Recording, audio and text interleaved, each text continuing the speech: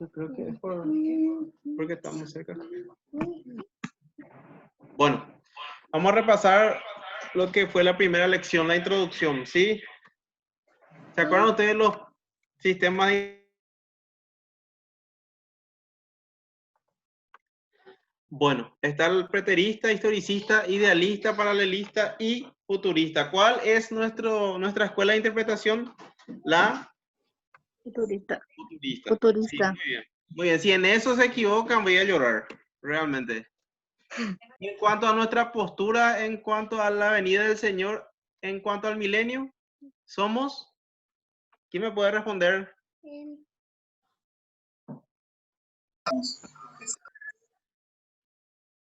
¿Quién me puede responder? Creo que ya están todos silenciados, ¿verdad? Somos premilenialistas. Premilenialistas. Muy bien. Milenialismo Dispensacionalistas, ¿verdad? Muy bien. Sí. En cuanto a la generalidad, dijimos que el título es Apocalipsis, es del término griego apocalipsis, que significa simplemente revelación o quitar el velo, quitar la cortina, ¿verdad? Para que se descubra algo que estaba encubierto. El autor es el apóstol Juan, ¿sí? En cuanto a la canonicidad, dijimos que sus mismos discípulos, por ejemplo, Policarpo, Papías, afirmaron que era un escrito del apóstol, ¿verdad? Estos son los padres apostólicos, junto con Ireneo, Justino y compañía, Melitón de Sardis, etc. La fecha aproximadamente hacia el final del imperio de Domiciano, ¿verdad? El emperador Domiciano, hasta el 96 fue el emperador y falleció en ese año. Modelo, ¿vos estás compartiendo tu pantalla? No, Ah, perdón, David. No, porque nosotros nos vemos los unos a los otros, nomás no vemos tu pantalla. Y yo fallé ahí. Perdón mi clemencia. Ahora voy a poner. Dale. David. ¡Hola, corazón! Hola. Ahí ya están viendo mi pantalla, ¿verdad? Sí, ahí sí. Bueno.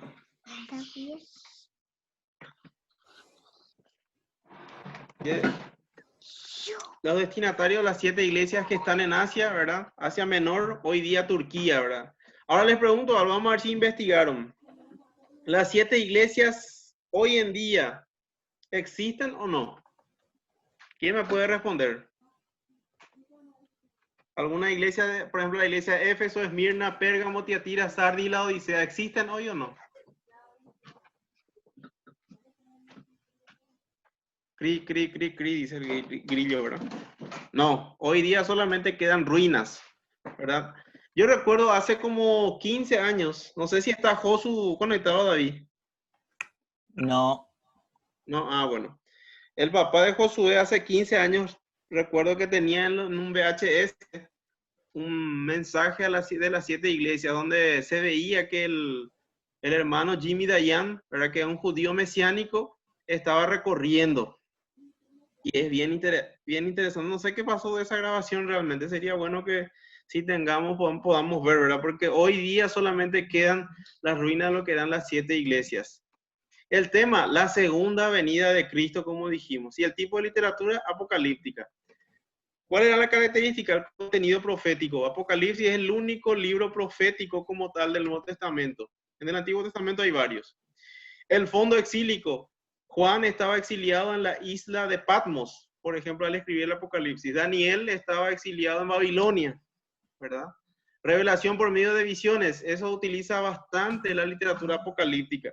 Y las visiones siempre tienen simbolismo. En el caso de Apocalipsis hay varios simbolismos. Por ejemplo, se nos dice que el anticristo es una bestia, ¿verdad? Que el diablo es un dragón, etc. Y hay mucho en cuanto a números y colores también, ¿sí? Dirección divina e intérprete. Generalmente el Señor mismo es el que interpreta, o algún ángel o algún otro ser, ¿sí? Y por último, el contenido escatológico. Apocalipsis es 100% escatológico. Hoy día seguimos nosotros mirando el Apocalipsis hacia el futuro, gran parte al menos.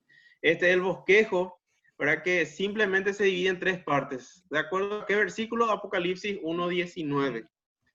¿Verdad? Las cosas que has visto, que es el Cristo glorificado, las cosas que son las 7 iglesias y las cosas que han de ser después de esta 4:1 al 22:21. Ahí entra la tribulación, la segunda venida de Cristo, el milenio, el juicio ante el gran trono blanco, etc.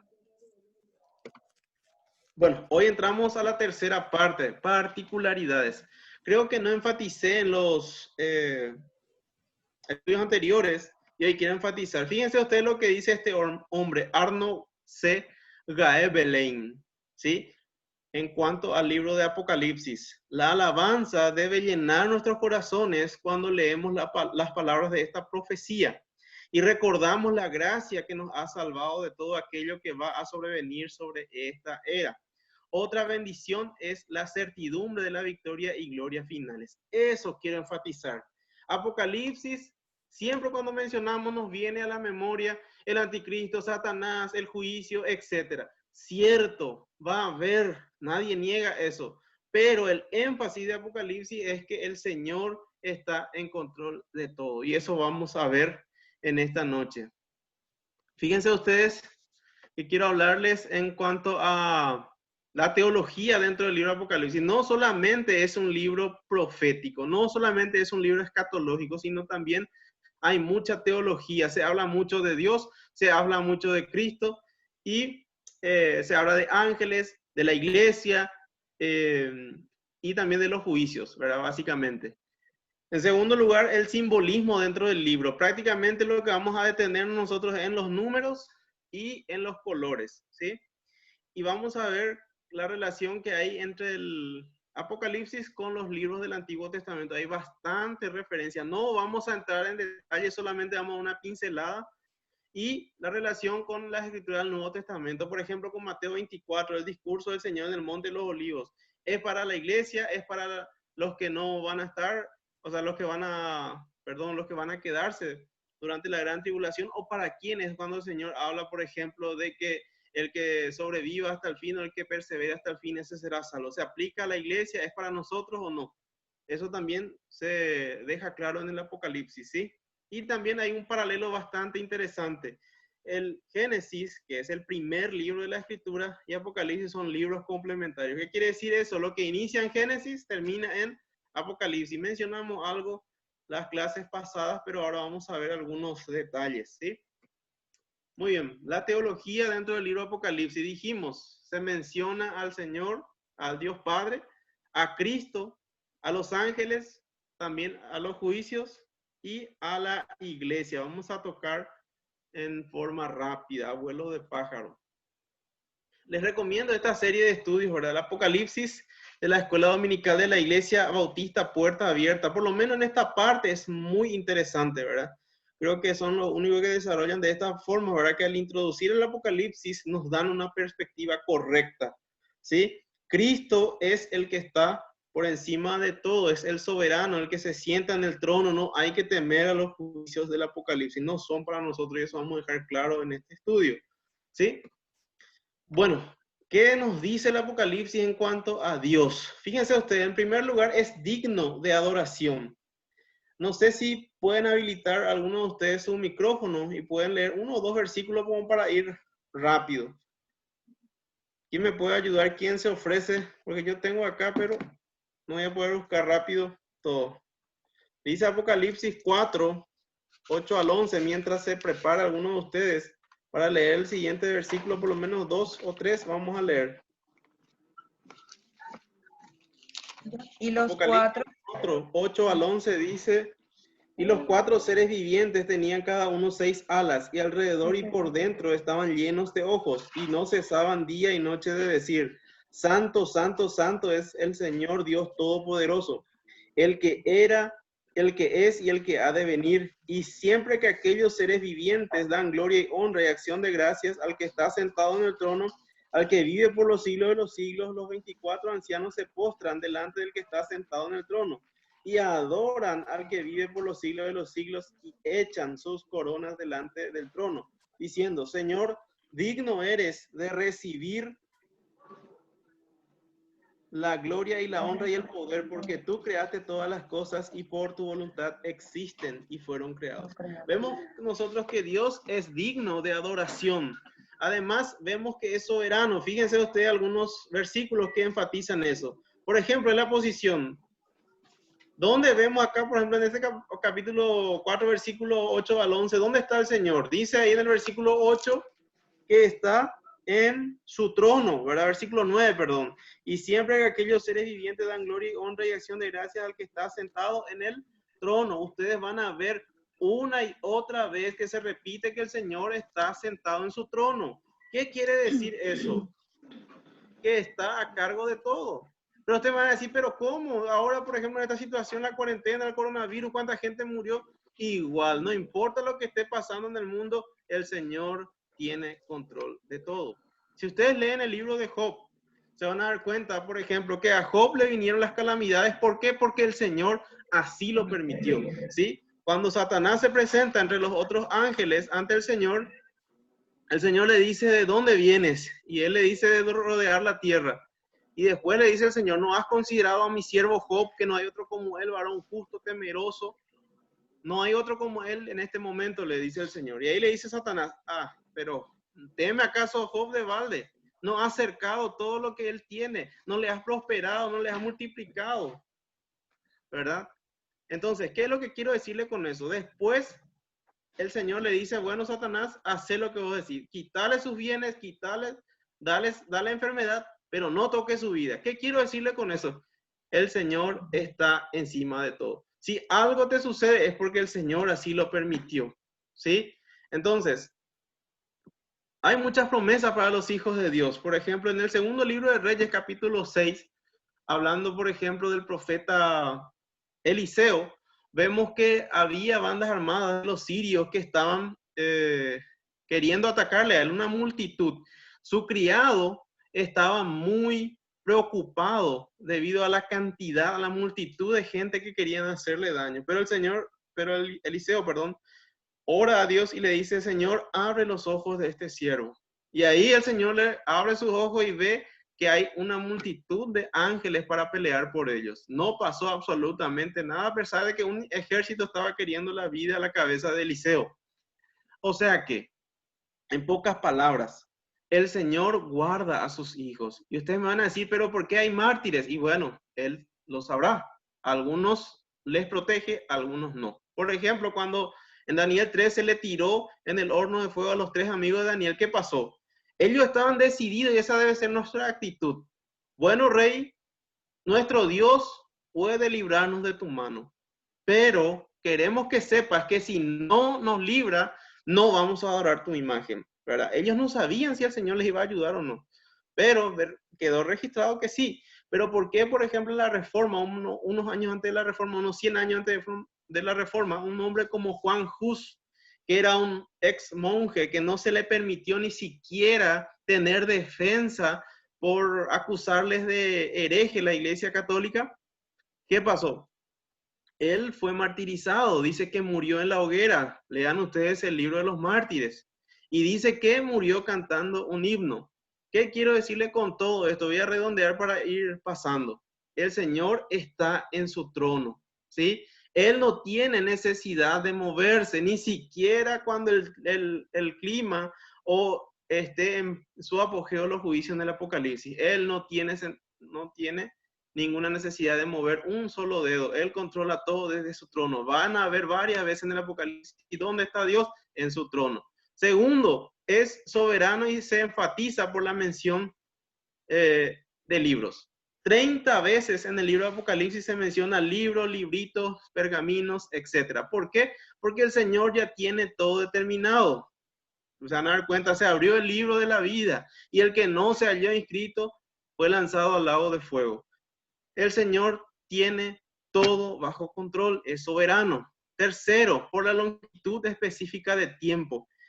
¿Qué dice ahí en Apocalipsis capítulo 2? ¿Quién me puede leer? No sé si alguien de ustedes tiene su Biblia a mano. Se requiere también mucho. No temas en nada, lo que vas a padecer he aquí, el diablo echará a algunos de vosotros en la cárcel, para que seáis probados y tendréis tribulación por 10 días. Sé fiel hasta la muerte, y yo te daré corona de la vida. Muy bien, fíjense ustedes. Gracias, hermano Gustavo.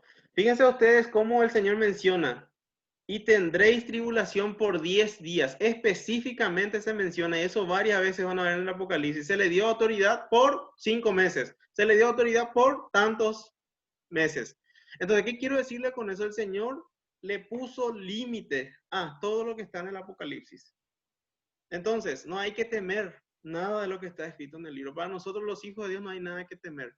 Por ejemplo, si yo le digo a ustedes, por ejemplo, veo acá que David, por ejemplo, pierde su trabajo, no tiene dónde caerse muerto, que es cierto literalmente, ¿verdad? Pero pierde su trabajo. Y yo le digo, bueno, en 15 días vas a recuperar vas a recuperar el trabajo o vas a conseguir uno mejor. ¿Te vas a preocupar si te digo así? Claro que no, ya sabes que vas a tener un trabajo, pero ¿qué pasa, por ejemplo, si cambiamos el panorama? Y se va, vamos a suponer algunos años, dentro de 30 años me voy junto a Jorge, ¿verdad? Y tengo alguna molestia, no puedo orinar bien, y Jorge me dice, tenés cáncer de próstata, y no sé cuánto vas a vivir porque ya está con metástasis, o sea, qué sé yo, qué sé cuánto. Y tenés que hacerte quimioterapia, radioterapia, y la verdad que no sabemos si te vas a curar o no. Ahí cambian las cosas cuando yo no sé cuánto tiempo voy a sufrir o si voy a ganar o no la pelea contra el cáncer, que ahí es diferente. Pero si alguien me dice tantos días, tantos meses vas a sufrir, pero después vas a estar mejor, ¿ustedes se van a preocupar? Yo particularmente no. Voy a tratar de aguantar ese tiempo y listo, ¿verdad? Porque ya sé lo que va a pasar y eso es lo que pasa en el Apocalipsis. El Señor nos asegura qué va a pasar de nosotros. Después vemos que es soberano por la concesión de autoridad. Él permite que pasen las cosas. Por ejemplo, ahí en Apocalipsis capítulo 6, donde nos habla acerca de los sellos, dice versículo 8, miré aquí un caballo amarillo, y el que lo montaba tenía por nombre muerte, y el Hades le seguía, y le fue dada potestad sobre la cuarta parte de la tierra, para matar con espada, con hambre, con mortandad y con las fieras de la tierra. Fíjense ustedes, se le fue dada potestad. ¿Quién es el que da la potestad? Es Dios, ¿verdad?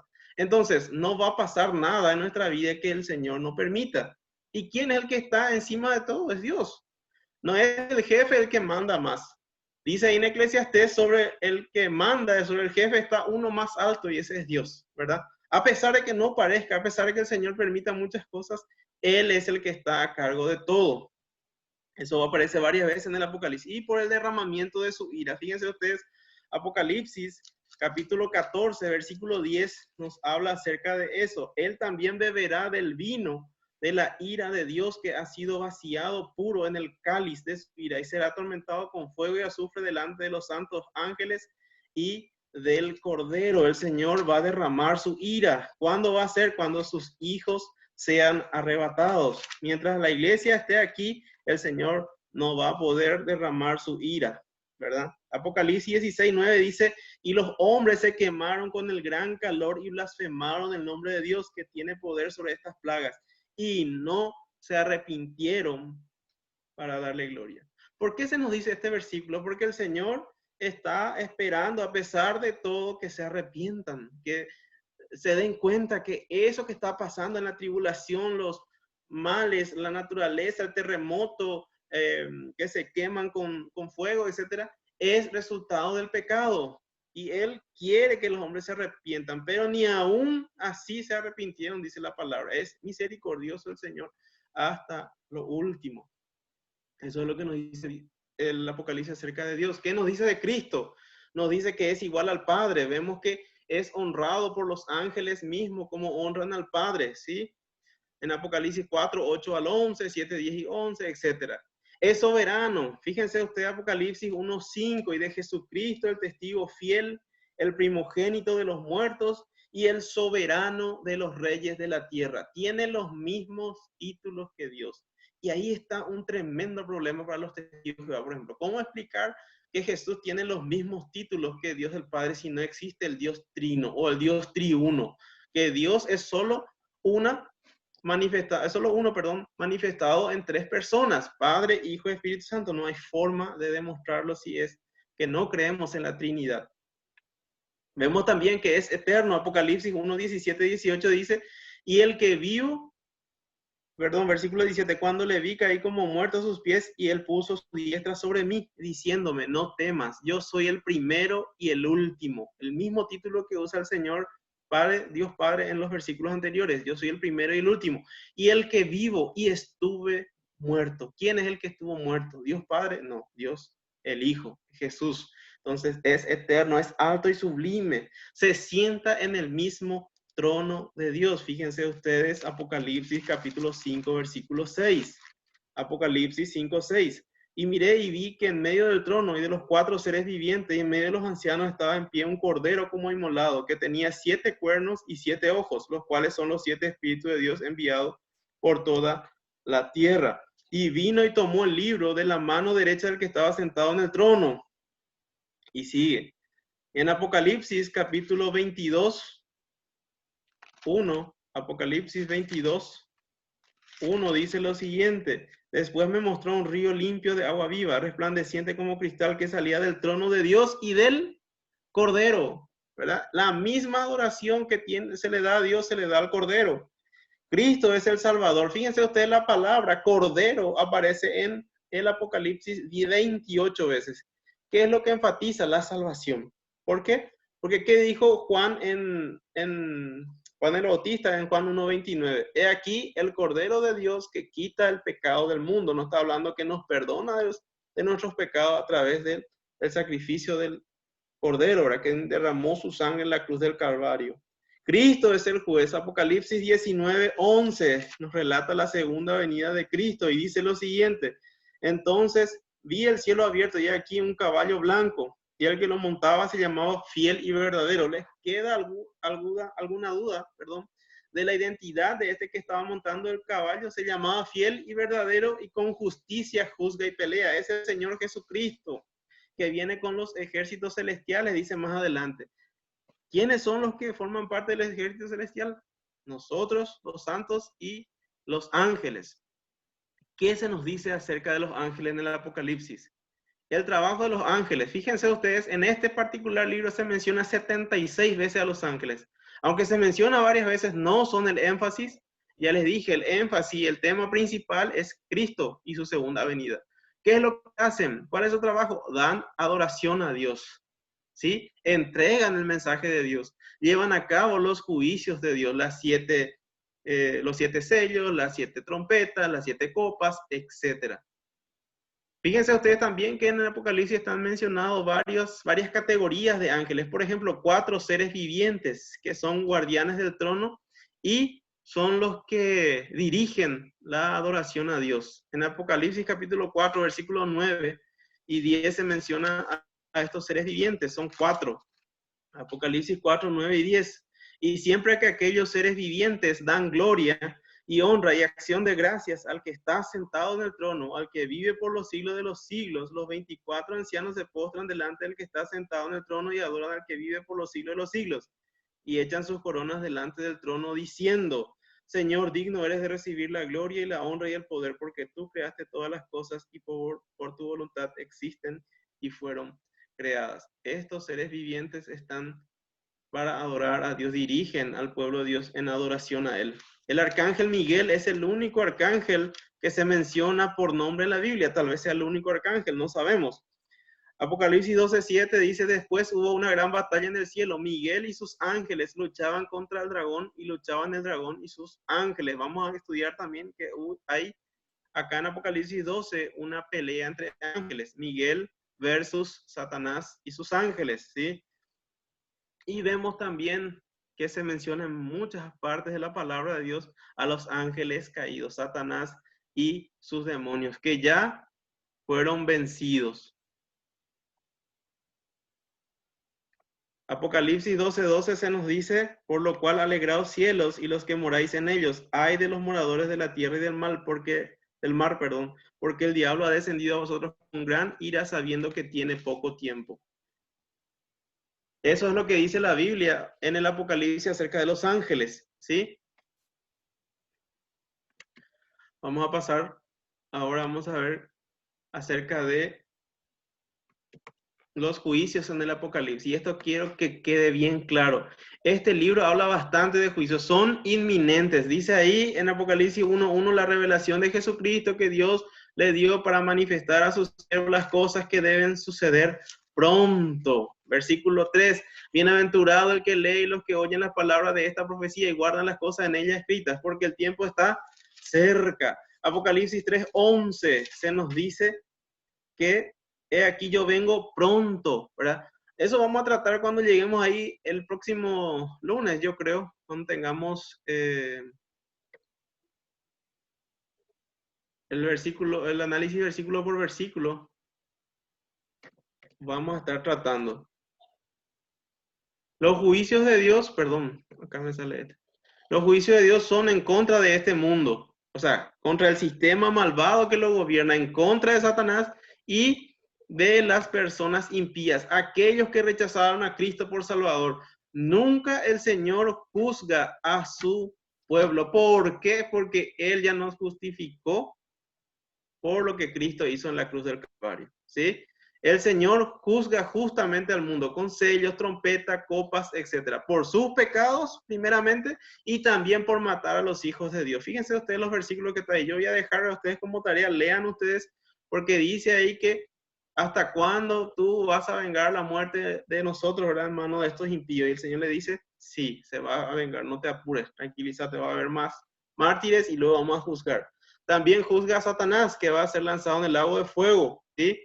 Y culmina los juicios con el gran trono blanco allá en Apocalipsis 20, 11 al 15, donde van a comparecer todos aquellos que rechazaron a Cristo por Salvador para escuchar su sentencia, el lago de fuego. En quinto lugar, la iglesia en el Apocalipsis. Vemos que se nos menciona que, o sea, primero que nada, recibe la revelación, ¿sí? Cristo es su cabeza, está compuesto de victoriosos y el Señor exhorta a su iglesia, llama a la iglesia a arrepentirse. Ahí tienen los pasajes, ¿sí?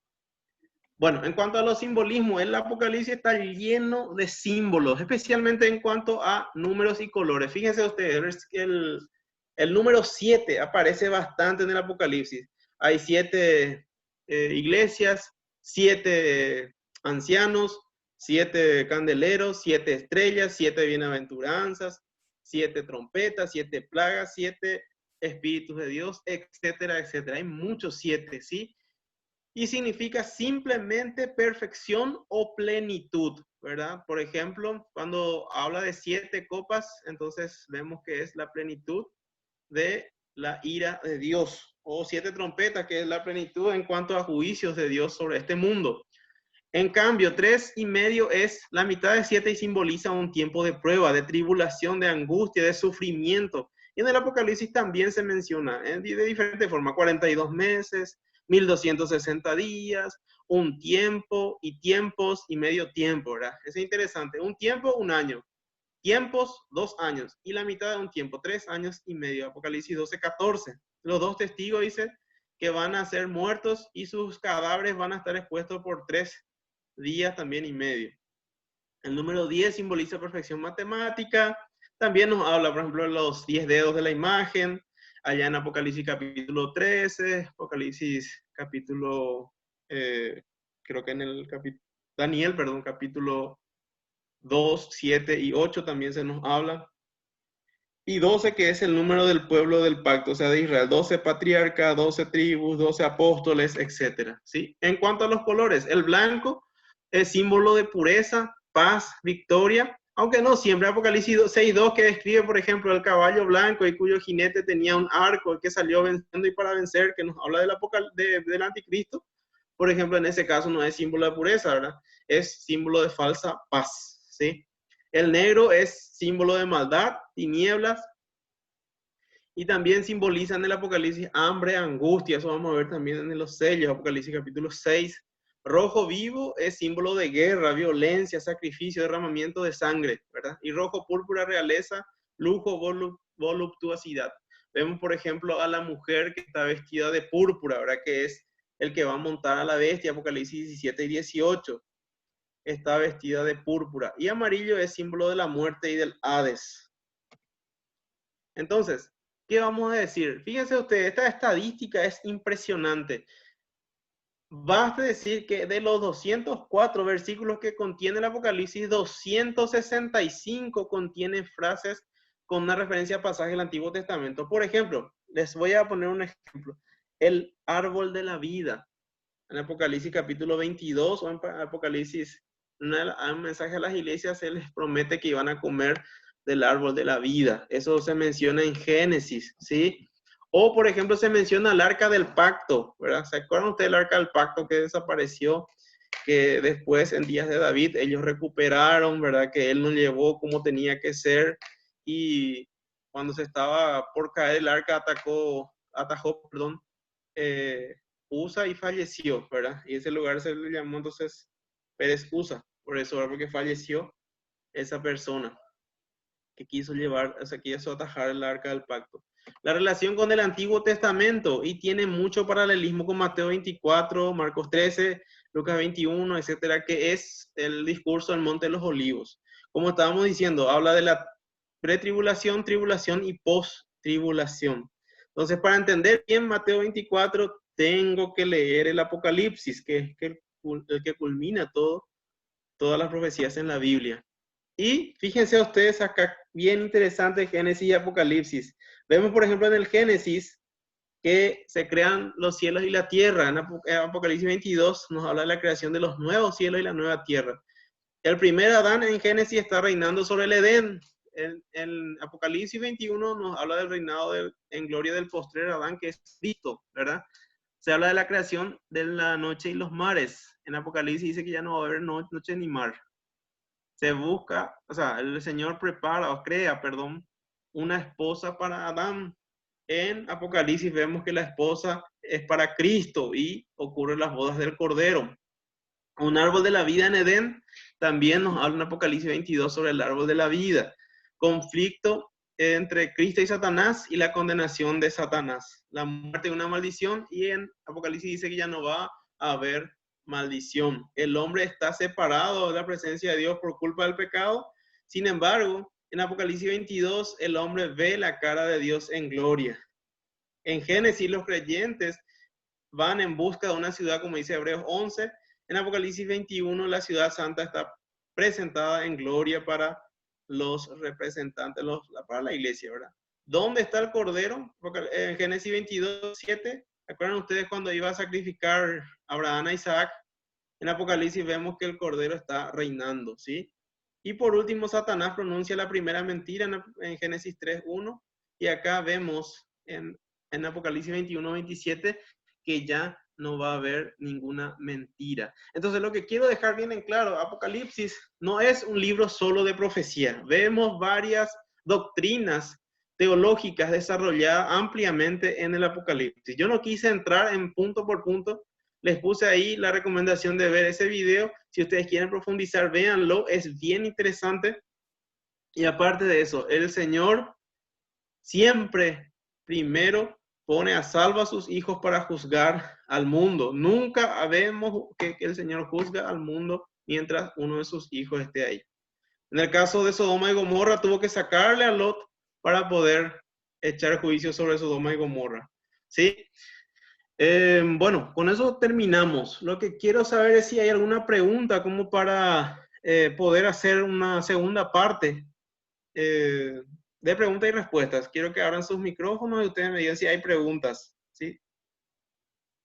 Si hay preguntas, vamos a hacer, y si no, bueno, me despido. Buenas noches. Muchas gracias por su atención, gracias a cada uno y discúlpenme que me conecté ya muy tarde, pero yo creo que dio el tiempo justito. Sí. El Sí, Ministerio Público.